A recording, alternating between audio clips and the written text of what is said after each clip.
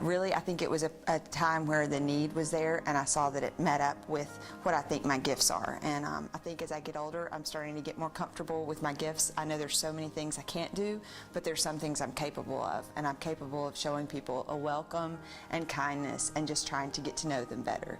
And that's what small group is to me. And so it just, when I saw that there was a need for that and a need for a facilitator, I thought, there's a need, and these are some things I'm comfortable with, so I went for it. When I'm leading Chrysalis, it feels like I'm with family. It really does. It feels like we're a family because we know each other's names, we know each other's children's names. We follow up with, how's your child doing? How's your sister doing? And so it feels like a place that we can be safe. We always laugh.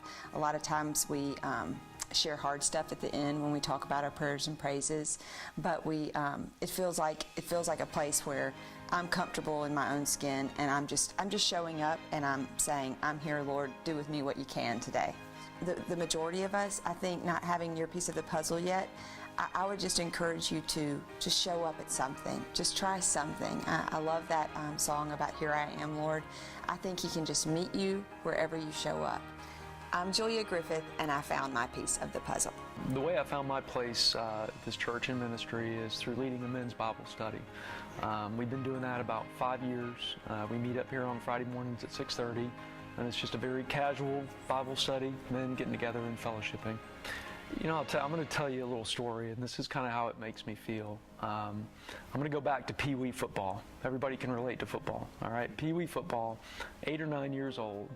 And I remember making a team, and I was so excited to make this team. Got drafted, made this team, got to put on a uniform, go to practice every Saturday, go to these games, dress in your uniform, get on the bench, and sit on the bench.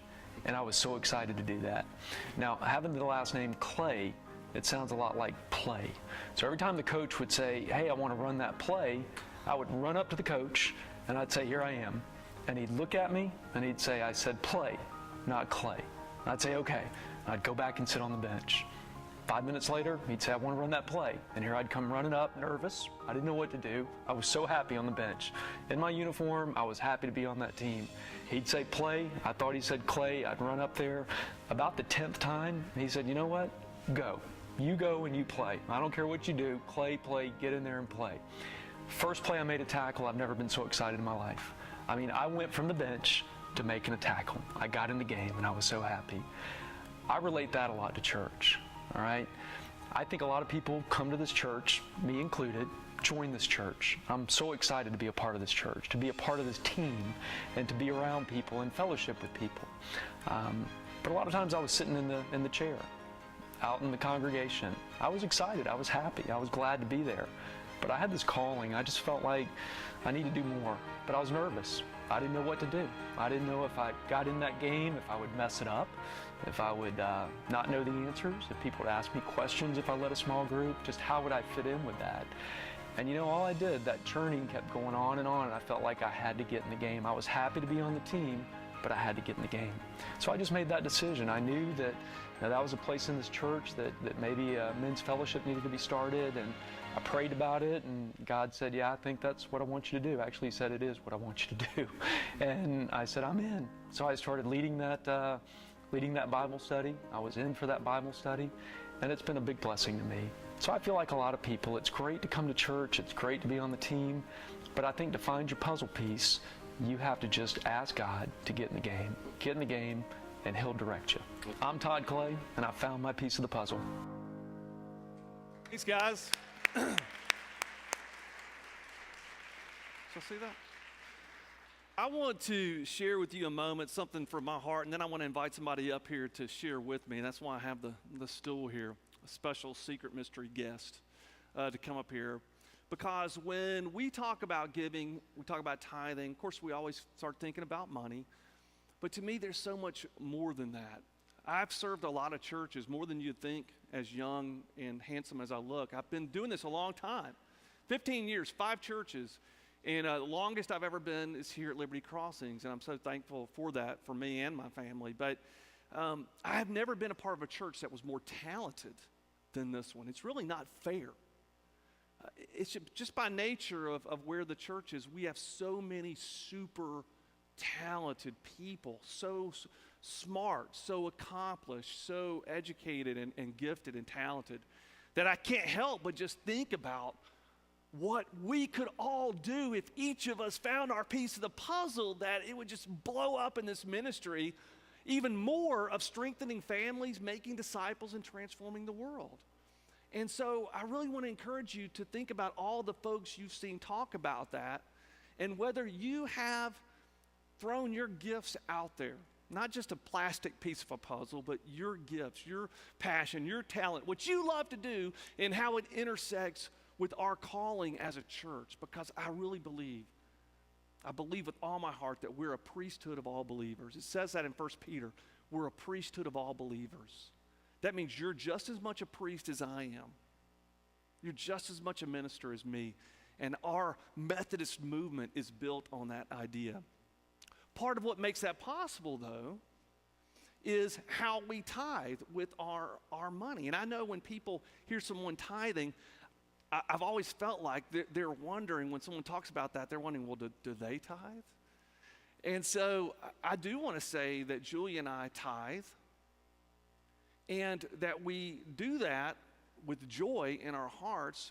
But I also want to say that's not where our journey began. That's not where it began for us. When I was called into the ministry, I was in law school. I was 25 years old. And in doing that, I didn't instantly become, totally pastor, 100% pastor from being a law student. And I certainly wasn't tithing at that point in my life. And as I went into the ministry, I still wasn't tithing. But God began speaking powerfully to my heart in various ways to bring me to the point of being more surrendered to that.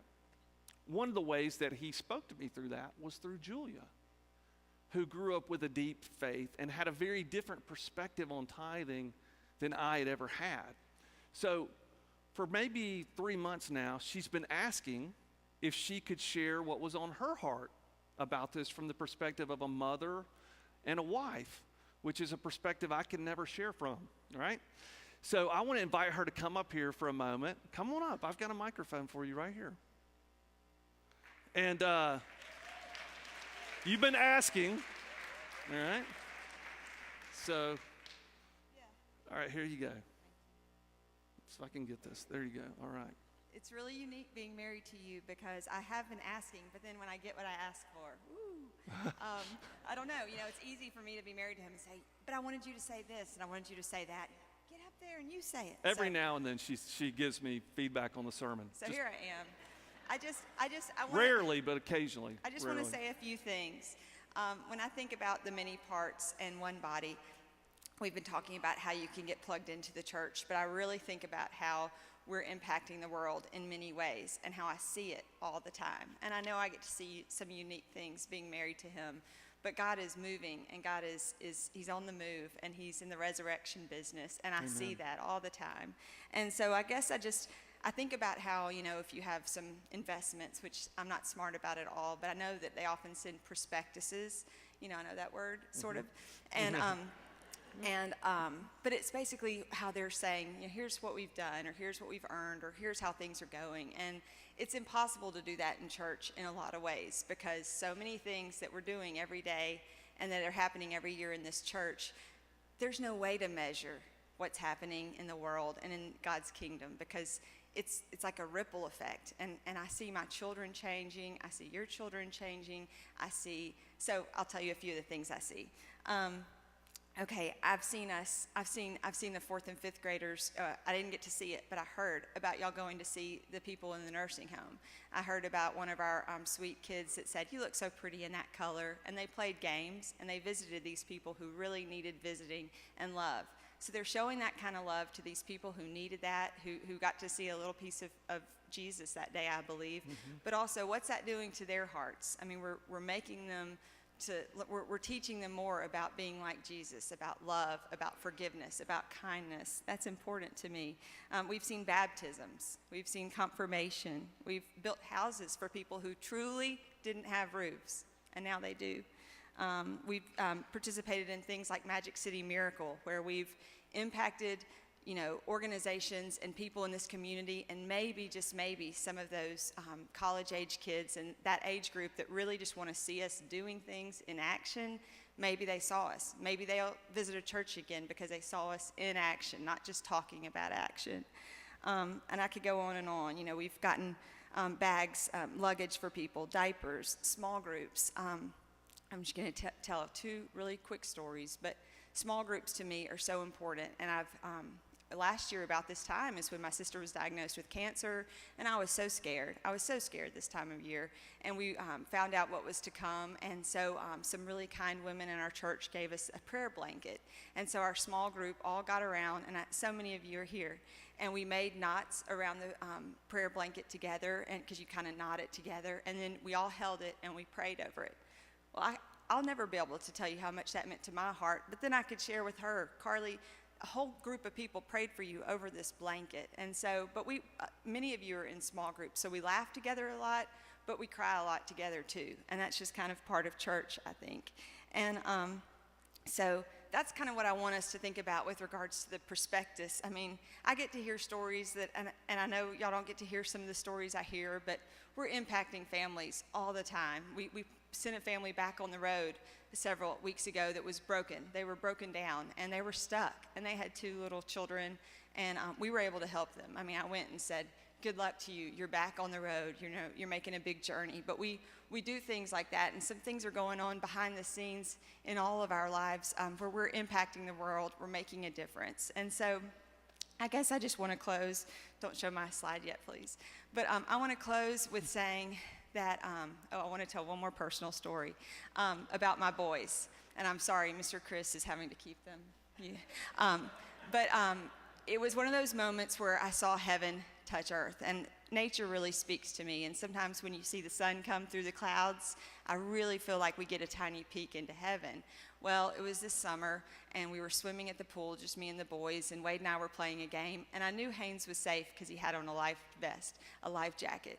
But he was floating in the deep end with his life vest, and he was looking up at the sky, and he was just saying it real quietly. You had to hear it, but he said, "My God is powerful.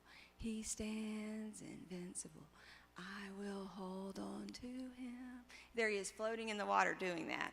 Well, we don't know what kind of a life he's going to have, but we know that his heart's changed because of all the people who worked so hard for VBS. They're, baby, please. Okay. And so I just want to say, thank you. I just want to say that I know his heart is changed, and God's doing, that's just a personal story, but God's doing powerful works here. And I just wanted y'all to hear that from me, because I do have I feel that his heart's changed and our hearts are changed. And so I want to close in saying that it seems like lately every time we turn on the news, it's bad. It's bad, and it's scary. And it scares me, and I'll admit it, I just get scared. I never watch the news because the boys are at home, and I can't even know what I'm going to see.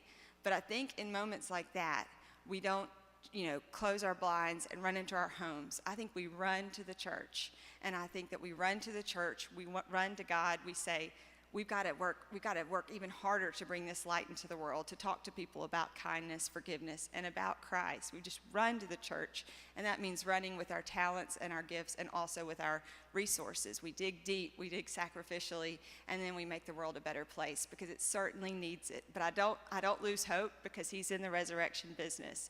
And so this is a picture I wanted to show you. This is about 2 or 3 weeks ago, and I'm driving down. So in case you're forgetting, or it's a hard day for you, a hard week, and maybe you think God's moving somewhere else, this is Lake Colony Lane. This is the Parsonage's street. It was a double rainbow, 2 complete double rainbows. He is at work. He is on the move in my life, in my house, but also in yours and in your house. And so let's not forget that. He's on the move. He's in the resurrection business. So thank you. Amen. Thank you, baby. Special thanks to Chris Moorheart. And she said a special thanks to Chris Moorheart for his sacrificial work on the front row. I want to tell a story because I know the kids are in the room, and I know kids of all ages love stories. So I want to tell a story that's a different perspective. This is my perspective, and her perspective is totally different. But once we got married, and which I was still young in ministry, or even started dating, she had the strong feeling that, and was a great influence on me to continue that journey towards tithing to the point of tithing. Now, and I'll say that since we started tithing, there have been a few occasions where we didn't. Someone was in the hospital, or we had a big bill and we didn't. And so in all honesty and transparency, there have been times where, some sort of financial hardship happened. But we got to a point through a couple things to where we decided we're going to do this and just see what happens. And a lot of that was her spiritual leadership, and her pastoring the pastor sometimes, which is a blessing. I pastor people and someone pastors me, and I think that's a lot of times my wife. But this story that someone told really hit me, and it stuck with me. There was a kingdom with a king. And in this kingdom, there were the normal laws that you followed, okay? But then there was one additional law that everybody followed. And that was whatever the king says goes, and whatever the king asks for, he gets, because he owns everything in the kingdom. And everybody knew that law. It was passed down from generations, that if the king told you to do something or asked something from you, you had to do it. That's the law, because everything in the kingdom is yours. Well, there was this farmer, and it had been a famine, and it was the time of the year where they would take the grain down to the mill, and they would grind it up for flour, and it was going to get them through the winter. It was all they had. It was one bag. Instead of 10 bags that they normally had, they just had one. And so he was full of worries about what he was going to do for his kids, and did they have enough for this or that. But he picked up the big bag, and he set off down the road to the mill. Well, as they were going down the road, he saw a carriage coming the other direction. It was purple and gold and had beautiful white horses pulling it. And he thought to himself, oh no, it's the king. And the carriage pulled right up in front of him, and then to his dismay, because he'd never encountered the king before, it stopped. And the king got out with all his servants kind of buzzing around him, and he looked at the man and he said, how are you? And the man, not knowing what else to say, kind of looked down at the ground and said, sire, I'm fine, thank you. And the king said, you don't look very good, because the guy was kind of in bad shape. And the man, not knowing what to say, looked down at the sire again and said, I'm fine, sire, I'm fine. And the king turned around to one of his stewards and said, bring out the bags. And a guy got out with a big bag full and then one empty. And with a smile on his face, he said to the man, he said, as king, I require you to give me all your grain. With a big grin on his face. Now this guy was thinking, what an arrogant, uncaring, uncompassionate, that he would ask this of me and do it with a smile on his face. And so one of his stewards came up and held out a big bag for this man to pour all his grain in. Imagine what was going through his mind. He was thinking about what he had and what he didn't have. And he sat there for a minute, and then he opened his bag, and instead of pouring it all out, he just took a little handful. And he disobeyed the king, and he just put a handful in there. And the smile on the king's face just went away. But it wasn't anger that came onto his face. It was sadness. And he turned to his other steward, and he had him open up this huge bag of gold. And he took just one little handful out of it and told the steward, put the rest of it back in. And the king walked over and dropped that into the man's bag of wheat. And without saying a word, got in the carriage and drove away.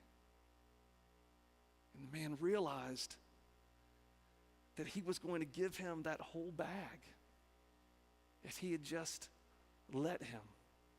But that he was so consumed with his thoughts about what he had or what he didn't have, he didn't realize that it was really about what the king had and what the king wanted to do. And I see in myself and in us so many times that perspective, that when we think about tithing, we think about us and what we have or what we've spent our money on, or now we have debt from this, or maybe we think, well, what do other people give? What did they give? Do we give more? Did we give less? I think it's really not about us. It's about God and what He's doing. So early in our journey in marriage, someone shared this with us, and I want to share it with you from Malachi chapter 3, verse 10. Easy to find, last book of the Old Testament. A pretty unique perspective on tithing. But one I think every believer should be familiar with this. Because to know this verse is to know God's purpose in this whole tithing journey. Bring the full tithe into the storehouse so that there may be food in my house, and thus put me to the test. Can you believe that God says to test him? He tells us to test him. And thus put me to the test, says the Lord of hosts, and see if I will not open the windows of heaven for you and pour down for you an overflowing blessing. Another translation says, see if I will not open the floodgates of heaven and pour out more blessing than you have room to store. This week I was reading in my devotional lesson on Tuesday, and I read this. It's from Oswald Chambers. It says this: the promises of God are of no value to us. Now think about this. You have to think. The promises of God are no value to us until through obedience,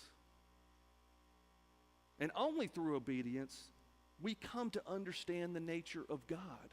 Not the nature of us, the nature of God. We may read some things in the Bible every day for a year, and they mean nothing to us. Then, because we've been obedient to God in one thing, we suddenly see what God means, and his nature is instantly open to us. And what he's saying is that it's only through our obedience can we see what this is all about, that God's trying to give something to us, not take something away from us. But it's through our obedience that we see that. So there's this other verse in the Bible that's always confused me because it seems backwards and makes no sense. Jesus said, where your treasure is, there your heart will be also. Now, doesn't that seem backwards to you? I've always read that and thought, I don't know, I think that's backwards. Maybe a typo, I don't know. Where your treasure is, there your heart will be also. I've always thought that where your heart is, there your treasure will be also. Like, my heart's in getting a boat one day, okay? And Julia keeps telling me one day, one day. Who knows that may be the day we reach heaven, the heavenly boat, all right? The USS, I don't know, heaven. And, and so my money goes to that because that's where my heart is. But Jesus says something really bizarre. Think about how, he says, no. Not where your heart is, there your treasure will be, which actually makes more sense to me. He says, no, where your treasure is, there your heart will be. Now, here's how that finally made sense to me. After we began tithing, we were at a previous church, and we had some serious car problems, like the, over $1,000 type problem.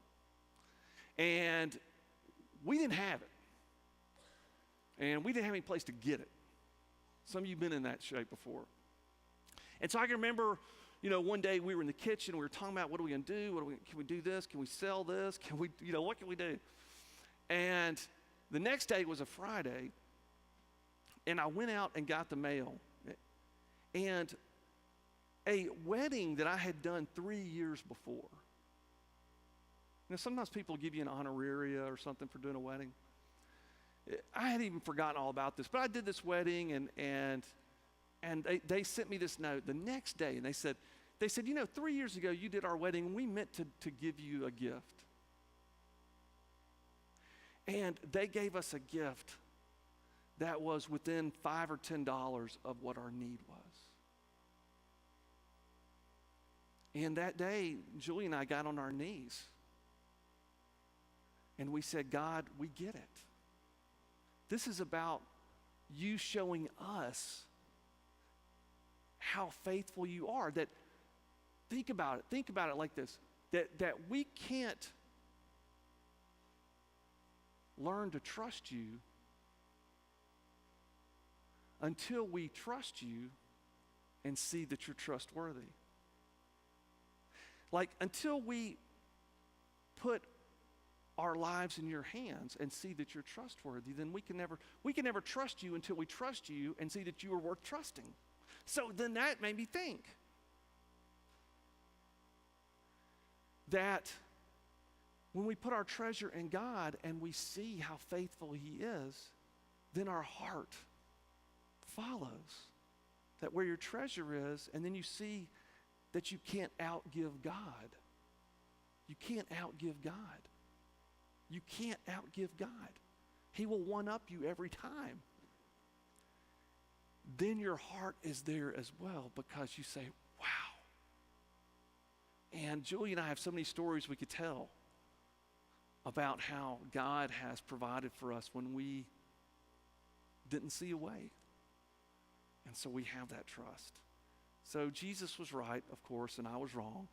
Where your treasure is, there your heart is as well. And these beautiful words that when we bring in the full tithe, and I'm kind of simple-minded, but the first time I saw that, I thought, what? And I was reading the NIV version where it actually says differently. It says, I will open the floodgates of heaven and pour out more blessing on you than you have room to store. And I thought to myself, floodgates of heaven? That sounds good. More blessings than I can store? Sign me up for that. I'm good. Put me to the test? Okay, we'll do it. And over we've seen that. So this morning, I just wanted to challenge you to think about this one question. Have you ever given God a chance to show you how faithful He is? When we make ourselves Lord of our lives, and when we, kind of control every little thing and master every little thing and hedge every little situation, maybe we hedge God right out of our lives. But I think the tithe is a gift that God's given us to help us let Him show us how faithful He is. So I would just ask you this question. Have you ever let God show you how faithful He is? The tithe isn't a duty. It's a gift. It's a gift so that we can see the nature of God. Will you pray with me? God, thank you so much for this journey that we're all on. A lot of times, God, we think about other people and their journey, and are they doing the right thing? Are they doing what they should do? What's the guy next to me going to do? What's the pastor do? We get so caught up in what other people are doing or not doing because it's so much easier, more comfortable to think about what they're doing or not doing than it is to look in our own hearts. This morning, God, I pray that one person or one family in this room, one leader of one family, would decide, you know what? We're going to see how faithful God is. We are going to put Him to the test. We're going to put our life in His hands. We're going to put Him to the test and see if this is real. See if this is real. Not because Wade says it's real, but in our lives, we're going to see if it's real. We're going to put our faith in you, God.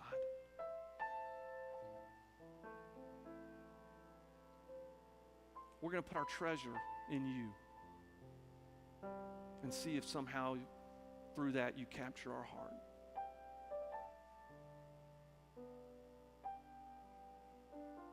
So God, be with us this morning and speak into our hearts. Help us think about what you're doing here and what you want to do in each of our lives. And how this is really about what you want to give us, not what you want to take, as if you need what we have. We love you, God. receive these estimates of giving, receive these plans, receive these gifts as a sign of our faith in you. For we ask it in Jesus' name.